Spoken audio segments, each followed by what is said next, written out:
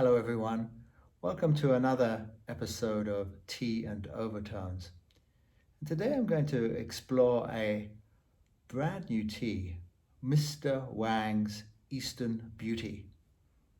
It's in this kind of sealed kind of sachet, and it was a gift. I've not opened this tea and I don't really know what tea it is. It does say on the front here that to heat it to 90 degrees. So I assume it's kind of an oolong and maybe even a beer pur. I looked up the company and it's Postcard Teas. And Postcard Teas is a shop, a very fine shop in one of the wealthiest areas of London, New Bond Street. And I actually visited it there when I was in London at the recommendation of Mark Lurie. I didn't know much about the company at the time, and I went in and wanted a cup of tea, and actually you could have a seated cup of tea. The proprietor was in a terrible rush with everything and was completely stressed out of his mind, really. I don't know what was going on, but he was under a lot of pressure. And I did get my tea, but when it's served under pressure, it kind of just leaves you with a lingering kind of, well, that wasn't such a good experience. We're going to talk a little bit more about ease and relaxation and peace, and in fact, contentment. These are all qualities that go with a good cup of tea.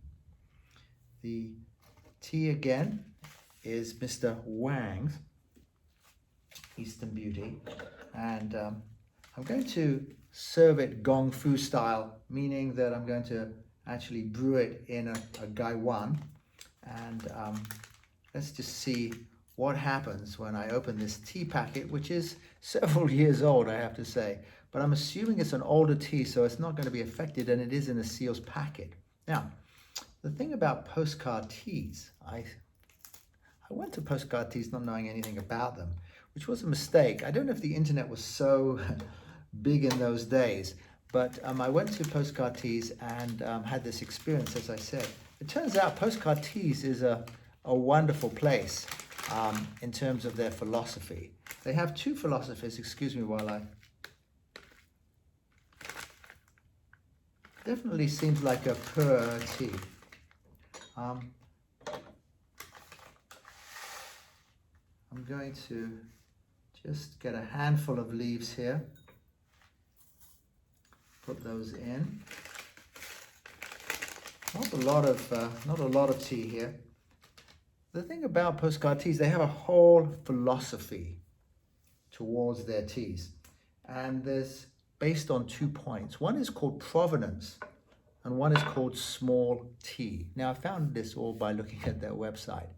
Now, it's very, very interesting. Otherwise, I wouldn't be talking about it. Provenance means that they trace the owner, the origin and the actual owner of the tea. So you know exactly where this tea came from, and actually the person who's the head of the tea farm who is doing it. So that was that. They kind of pioneered this in many ways.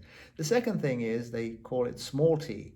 They do not deal with farmers, tea farmers who have acreages over 15 acres. So very, very small tea farms, knowing exactly who the proprietor is. This way they can control, just what they're actually buying.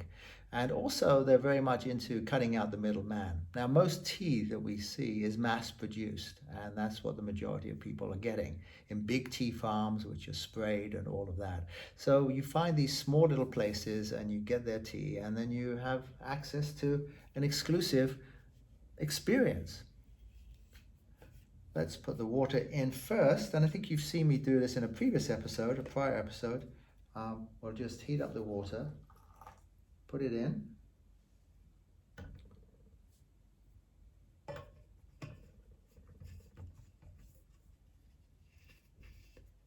Wait a minute or two, or wait a second or two, and then what we're going to do is just pour it away. Pour this first flush away. We're just washing the first flush away.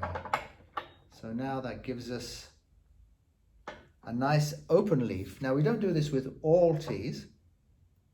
Now, this is bringing out the flavor, and I can definitely say it's a pu'er tea now. It doesn't have an oolong smell, aroma, so it's going to have more of an earthy character to it.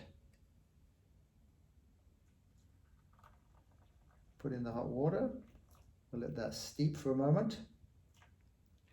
And again, the idea here is for us to take our time.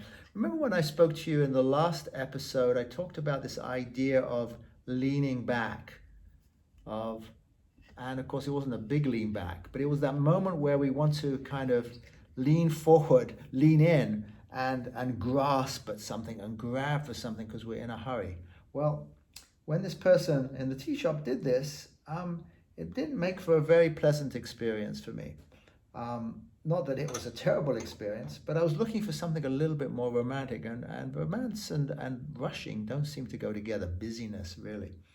So I was a little disappointed in my tea experience, and I didn't have much money at the time, but I was determined to buy some tea from him because I knew that he had some special teas. So I said, well, what tea do you recommend?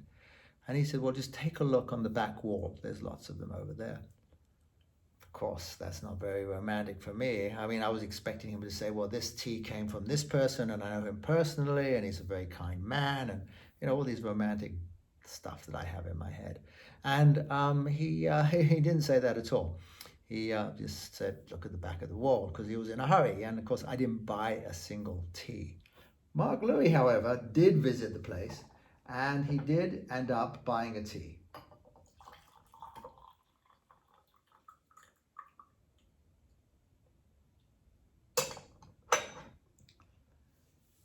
You pour it into a holding cup, and then now it's no longer stewing in the cup, and I think I got all the water out. You want to make sure so none of it's left. It's pretty good. Most of it's out there. And now that's ready for a second or third steeping or fourth. If it's pu'er, I may have like 10 steepings. I mean, it's not inconceivable. And still retaining the deliciousness of it. Mark Louis, however, did buy some teas, and actually this is why I have this particular tea, Mr. Wang's Eastern Beauty. So provenance, the owner and the place, and then you're getting a tea that's probably pesticide-free, undoubtedly is, that it's cultivated in a very warm way, that you're actually dealing direct with the proprietor, and Postcard Teas. Very well-known tea shop. I didn't know at the time, but apparently it's quite innovative and extremely expensive as well. But you could go to look it up, and it's kind of interesting if you're interested in teas. So that was my tea experience. But again, I mean, like, why rush through life when we can have moments of pleasure? And that's the whole tea experience I'm trying to convey here, not only to you, but to myself, that there are moments in life where we should really pause and appreciate what we have. So this idea of leaning back was to give ourselves space. Now, I was talking to my good friend Steve Bimel about this, who lives in Kyoto, Japan, and he says it's called Ma, which I am actually familiar with, the concept of Ma, which is space. Ma means space, and it's also used in art, which is kind of empty space, really.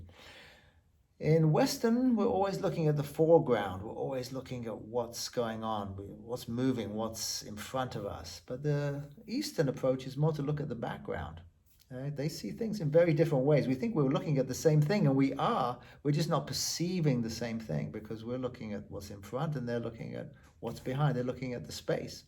The space between characters in calligraphy is just as important as the calligraphy itself. And we talked about this well-known piano teacher, I think her name was Sheila Rosoff, who said, the spaces were more important than the notes themselves.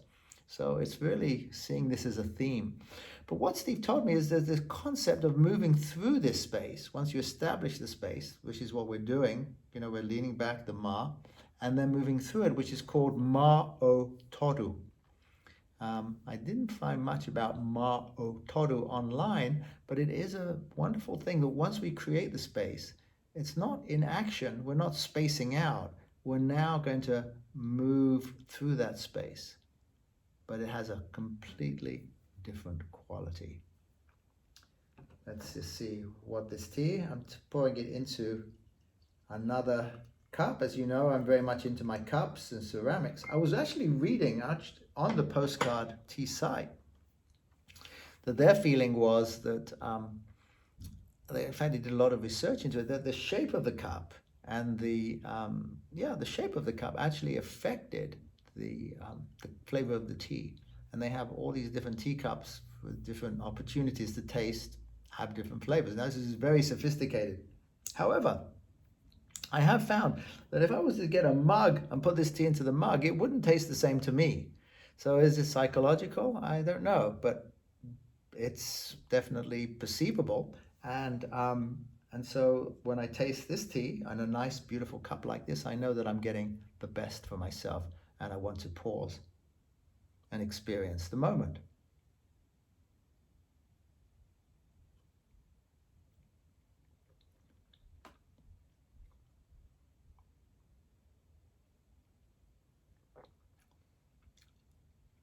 That is really nice.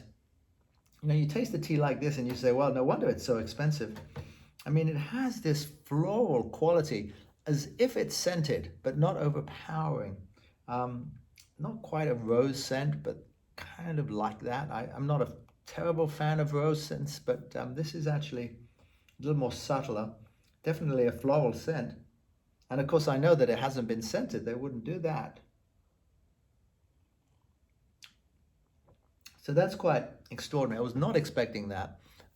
You know, the tea has been around for quite a long time, and that's an extraordinary flavor. A very big surprise. I mean, absolutely delightful. So I'm going to really enjoy myself drinking those and getting those second and third steepings and what's left of it as well. That's the joy. I do have some more to experience here. So when we come to this ma otoru, I mean, such a profound concept that we create the space just by a little leaning back. In other words, we're not grasping. So I'm not grasping for this cup. I'm going to take the cup, but instead of just taking it, I'm going to just lean back a little bit, give myself space, then move through that space into the cup. And as it comes to my lips, rather than going forward, leaning in, grasping, grabbing, tension, I'm going to lean back a little bit, create the space, then move the teacup through the space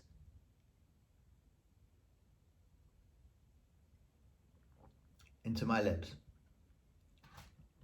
Completely different experience. I would love for you to try it yourself. And I'm hoping that for those of you who are frequent watchers of tea and overtones, that you're actually taking the opportunity to make your own cup of tea as we go along here. I mean, that's kind of, we're just sharing a cup of tea. Hopefully you feel that way.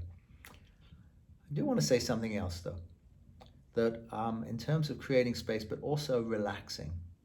Now, I've read so many books on relaxation and in past years, not recently, but in past years, and nothing really stuck except one thing, and it was worth the 20 or so books that I went through about how to relax. And it was this. The person said to ask yourself these two questions. How would it feel? How would it feel if my mind was completely content with what is happening right now?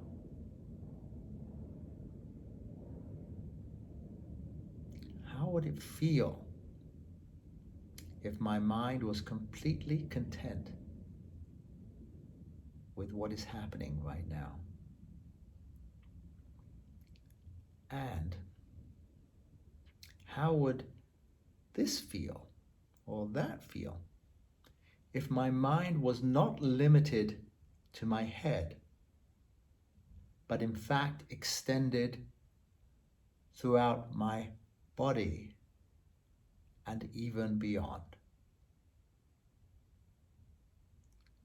How would it feel, or how would that feel, if my mind was not limited to my head, but in fact extended through my body and beyond?